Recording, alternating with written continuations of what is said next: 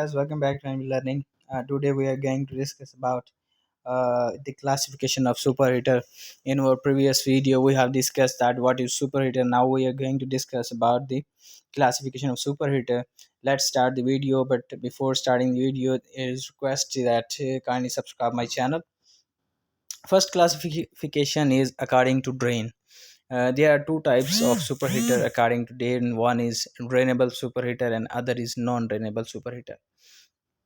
As we know that when boiler is out of service, then the steam inside the superheater become converted into condensate and and become trapped in the superheater. So if superheater have drain, then this condensate will drain from the superheater drain, and if there's no drain, then this condensate will remain inside the superheater. So this depend upon the metallurgy and vendor design. So this was to design according to drain. And next we are going to discuss that the classification of superheater according to flow. You can see in the picture that in a part is the counterflow. Counterflow means that the direction of flue gases are opposite to the direction of steam. If the both two things have opposite direction, then we say that this is a counterflow. In a part you can see clearly that the flue gases and steam are both are in opposite direction, and if the flue gases and the steam both are in the same direction, then it will call parallel flow. You can see in the part B sketch. And in C part you can see that this is a mixed flow. At some time the steam become parallel to the flue gases, and at some time uh, it become opposite to the flue gases. So this was the classification about according to the flow of flue gases and steam. Next one is the radiant convection and radiant convection. So this classification is according to the mode of heat transfer. So there are we know that there are three mode of heat transfer, but in the boiler we use two: radiation and convection. So according to this we have the superheaters. And next we are going to discuss about the classification of superheater by design of tube. First one is the Platen superheater, and second is the pendant superheater according to the design of tube. We can see in the picture in the Platen superheater, as it is clear from its name, plate means that superheater in the is in the form of plate. You can see in the picture that it is very clear that there are a number of plates. Tube is transformed into the plate uh, and suspended over, and you can see in the picture, and this is basically a radiant type superheater, and this is platen superheater. Now second one is according to design of tube is the pendant superheater. This is basically convection type superheater, and you can see that this is a bundle of coil. It is the similar to the bundle of coil, and this type of tube design is called the pendant superheater. It is mostly used in the convection zone. And one more thing is that in the Platen superheater, there's a the gap between the two plate is 600 to 1000 And one more classification of the superheater is internal and separate superheater. If superheater is inside the boiler, then it is called the internal superheater, and if the superheater is outside from the boiler, then it is called separate superheater. Now we discuss our radiant type superheater and convection type superheater a little bit more detail. Radiant type superheater receive its heat by radiation in the furnace area of the boiler, and increase in a load boiler increase the rate of steam flow through the superheated tubes. To maintain a constant superheater temperature, the heat input to the superheater must be increased.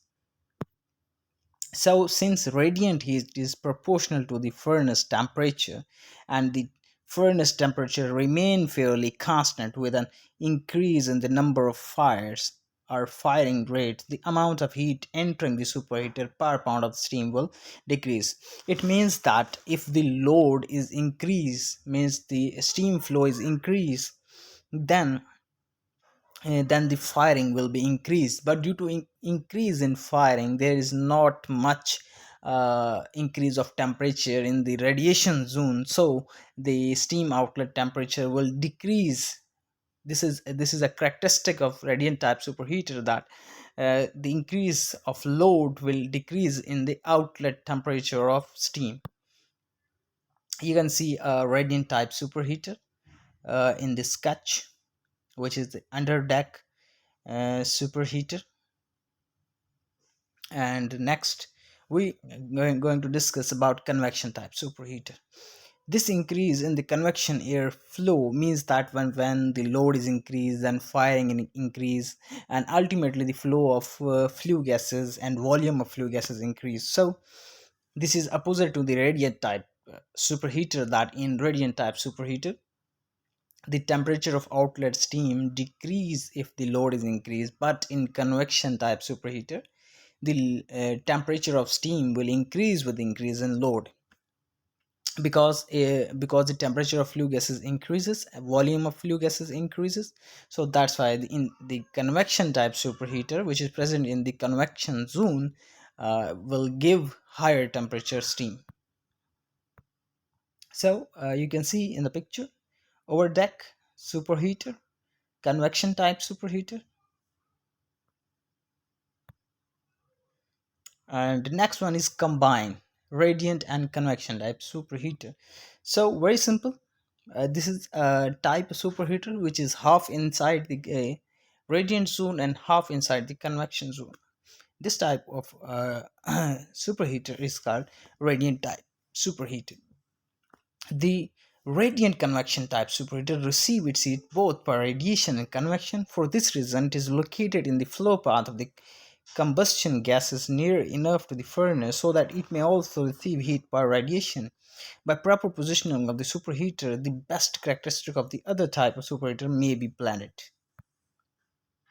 So here you can see in the sketch that combine combined superheater, which is nearly near to the firing zone in the radiation, and also it is the part of convection zone.